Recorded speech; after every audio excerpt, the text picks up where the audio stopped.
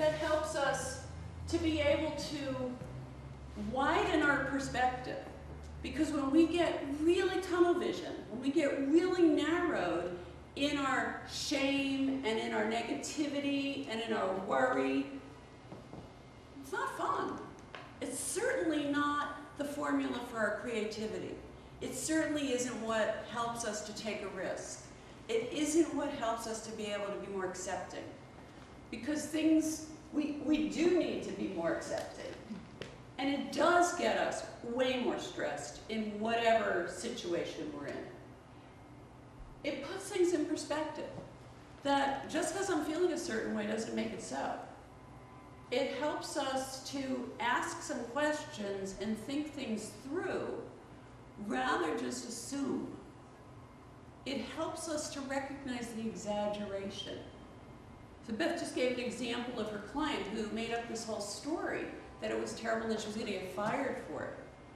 Well, we can have things happen, and the consequences are often nowhere near to the extreme that our inner worrier predicts it's going to be.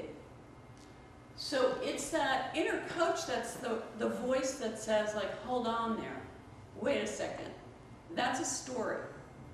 That is not fact. It helps us separate facts from fiction. Now, just being able to say that's a fact and that's fiction versus fiction doesn't do it. We have to identify with ourselves specifically what are the facts.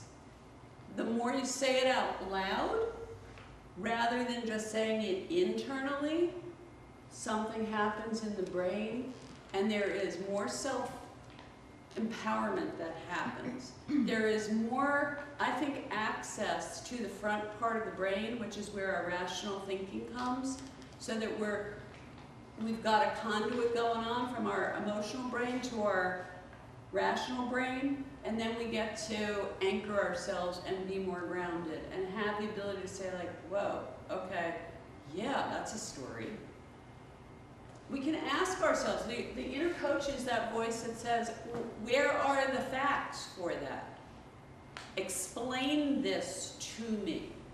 It helps us have a dialogue rather than just assume that whatever we're thinking and whatever we're feeling is accurate.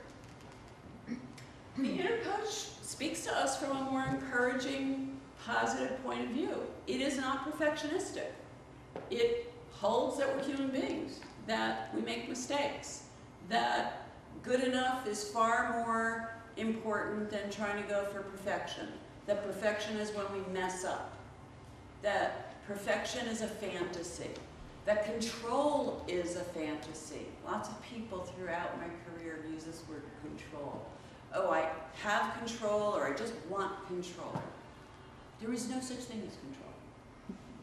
We really can't control anything. Just like we can't control the weather, we can't control what another driver does on the road. What we can do is we can work at how we cope.